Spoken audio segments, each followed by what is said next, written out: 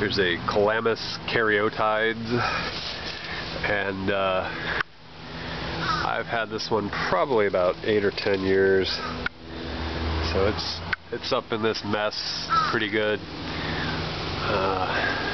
No telling where it's wandered off to. Originally I was trying to get it to train up on this sable trunk and let that be the host, but it absolutely in 10 years refuses to have anything to do with the sable. I don't know if there's an agreement between the two or the sable intimidated it. I don't know. That's getting a little far-fetched, but I can't think of any other a logical reason why it won't train on this palm.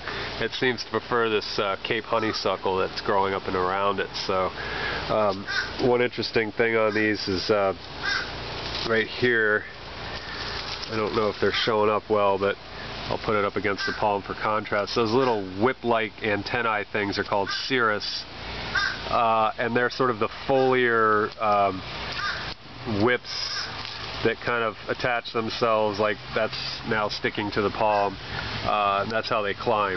And they got little acanthophiles, there are little spines on them that are reach out and grab. And they also have these things called flagellum, which I probably won't be able to find on here, which are part of the reproductive, part of the flower assembly. And they do the same thing. They just kind of, you know, reach out and grab stuff as they're climbing up through the jungle. So anyway, once again, Calamus caryotides, and you can kind of see they have that caryotofolia thing going there, which is, I assume, why they're called caryotoides, because they do have that sort of fishtaily.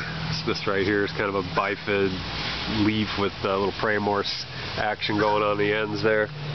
It's a cool palm. I know they can get kind of big and weedy in some situations, but this thing's always been very polite and well behaved. It hasn't been a nuisance, otherwise it would be mulch. So I don't have a problem with these things.